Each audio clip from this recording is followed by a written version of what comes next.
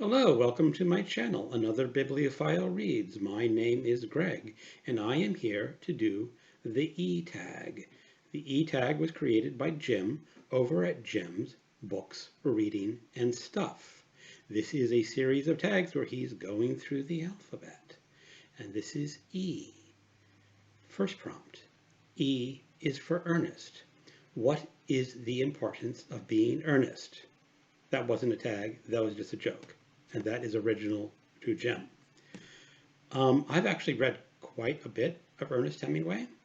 I have read The Sun Also Rises, A Farewell to Arms, The Garden Eden, Winner Take Nothing, the short stories of Ernest Hemingway, A Movable Feast, A Farewell, yes, I have read A Farewell to Arms, For Whom the Bell Tolls, and To Have and Have Not. So I've read quite a bit of Ernest Hemingway, and I don't actually like Ernest Hemingway all that much. I would rank him well below William Faulkner and Fitzgerald, but he's very popular. And out of those, my favorite would be the short stories of Ernest Hemingway. Next prompt. E is for elephant. What is the biggest book you have read this year? That would be J.R. by William Gaddis. I have mentioned that book before. It is 770 pages long.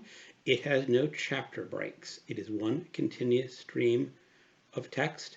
It is told in about 90% unattributed dialogue. And that basically means there's no he said, she says, John said, or whatever. You just have to figure out who is talking in that book. It is one of the best books I've read in the past 10 years. It won the National Book Award in 1975. It is essentially a satire on American business, where an 11-year-old boy seizes or creates a phantom company that is worth millions of dollars with no assets. Check it out. Next prompt. E is for English. Who do you consider the greatest English novelist? I'm going to go with Thomas Hardy. I have read Jude the Obscure, which is my favorite. Tess of the D'Urbervilles, which is a close second. And I followed that up roughly equal with Far from the Madding Crowd, The Return of the Native, and The Mayor of Casterbridge. Now, Jude the Obscure is one of my all-time favorite books. I have quite an affinity for Jude, the poor stone carver who wants to be a seminary student and just is not quite able, and gets involved with what back then would be considered disastrous sexual relationships. Next prompt. E is for Elantris. What is your favorite book or series by Brandon Sanderson? I have none. I tried to read one of his books once, The Way of Kings. I got about halfway through the first chapter and something just turned me off. And I said, I don't want to bother reading this book. So nothing for me. E is for experimental. Have you read any experimental books? Yes, I have read quite a number of experimental books. Sound and the Fury by William Faulkner. A lot of William T. Volume is experimental. And just one that I want to show you is The Unfortunates by B.S. Johnson. And this is a novel in 25 parts. You have these little pamphlets, and you read these pamphlets. You read the first pamphlet first, and the last pamphlet last, but any other pamphlet you can read in any order. I wouldn't say it's the greatest story in the world. It is about a sports writer, but it's a fascinating way to write a book, and it's worth a check if you have not checked that out. Next prompt. E is for ebooks. Do you prefer physical books or ebooks? I like them both. I am an early adopter of ebooks. I started reading ebooks even before the Kindle. I believe it was in 2002 or 2003, where I got a Dell PDA and I could buy ebooks from a place called FictionWise. Even Amazon sold ebooks back then. They sold them in the Microsoft Reader format.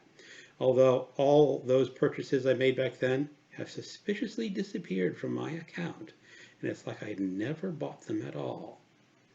And technically those Microsoft ebooks are unreadable now because of DRM.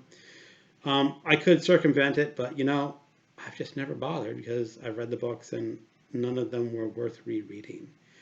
But I read probably more ebooks than physical books. That's just the way it goes nowadays. As you can see behind me, I have a huge physical book collection, and I'm basically out of space for new physical books. So almost all the books that I buy nowadays are ebooks. E is for exploration. What is your favorite travel book? I'm going to have to stretch this a bit and call a work of history a travel book. It is The River of Doubt by Candace Millard, and it is a biography of Theodore Roosevelt. And this is a very narrowly focused biography. It is the story of TR after he lost his third bid for the presidency under the Bull Moose Party, and he was so distraught that he decided to explore an unexplored Amazon tributary. And no one had gone down this river. They just had maps showing the top part of a river and a big blank space on the map and a bottom part of a river. And someone's speculation was these rivers connect. And it is a harrowing journey. And it is just amazing that an ex-president would take such a journey. No president in modern times would ever do that.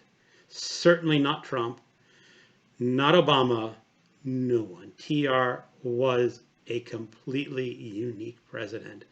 And this journey down this river is a travel like none other. Next prompt. E is for Elene. If you have grandkids, kids, pets, etc., beginning with the letter E, and you want to show them, this is your opportunity. While I do have pets, none of them start with the letter E. I have no kids and no grandkids. I don't even know any relative that begins with the letter E, so that's just a skip for me. Next prompt. E is for elf. What is your favorite fantasy creature? Now, this does not specify it has to come from a fantasy book. So I am going to pick the Gru from the video game Zork. And it's pitch black, and you may be eaten by a wandering Gru. And what it means in this game is it's a text-based computer game where you have no pictures whatsoever. It's just text on a screen. Back in those days, computers did not display pictures. And you're an adventurer going through an underground emperor trying to win treasure. And one of the requirements is you have to have a flashlight or you have to have a torch. And if that flashlight goes out or that torch goes out, all the light goes out and you will be eaten by this monster called a Gru. A Gru is never described. It just eats you. It is the boogeyman. It is the most terrifying thing you can imagine because there is no description that can fit a Gru other than you will be Gru food. Next prompt. E is for extraterrestrial. What is your favorite book about another world or your favorite planet, real or fictitious? I am going to go for the planet Solaris in the novel Solaris by Stanislaw Lem. And this is a science fiction novel written by a Polish author and translated into English. You do have to watch out which translations of this book you pick up. The earliest translation of this novel was actually a translation from the French. So what this means is that someone took the Polish original and translated it into French. And then someone handed the French translation to an English translator and translated it into English from the French. The author who could well read English, described that translation as abominable. But in this novel, you have a sentient planet, ocean. The whole planet is a sentient creature. And this creature tries to communicate with the human astronauts circling the planet. But it does not know how to do that. And the way it does it is that it creates these artificial beings out of people's memories. So the main character, I believe, is Kelvin. His wife had recently died. And when he got on the space station, the planet recreated his wife for him. Now, the wife had his memories of her, but she was still her own creature. And it is one of the most fascinating science fiction novels ever written. E is for Exodus. What is the most interesting book you have read about an Exodus? And I'm going to stretch the definition of Exodus a little bit, and I am going to go with The Grapes of Wrath, with the Joad family leaving Oklahoma and traveling to California to make a new life, and just the trials and tribulations that they have to go through to make ends meet. It is a devastating book about poverty. And one of the best scenes in this book is something that I just cannot forget. There are a bunch of day laborers, and someone has a job to hire day laborers, and he goes to the laborers, and I don't remember the actual sums, and he says, "We need 10 men. How much will you work for?" And one of the men goes, "I'll work for 25 cents a day." The next man says, "I'll work for 23 cents a day." Another man goes, "I'll work for 18 cents a day."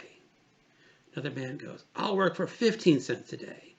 And these men are bidding down their salaries to these people who are willing to employ them. And one of the comments is, one of the wives goes to the laborer, says, "We can't live off 15 cents a day." And he replies to her, "Well, 15 cents a day is better than no cents a day." And I always remember this when I think about wages in the United States, how some people are so opposed to $15 an hour. And $15 an hour is not much better than 15 cents a day back in those days. And it's just a wonderful novel, and it has one of the most devastating ends to a novel that you'll ever read. And that is the end of the E-tag. If you want to do this tag, consider yourself tagged. Jim over at Books, Reading, and Stuff basically says E is for everybody. Everybody is tagged. So consider yourself tagged if you're watching this, and go ahead and do this. Thank you. Have a good evening, and goodbye.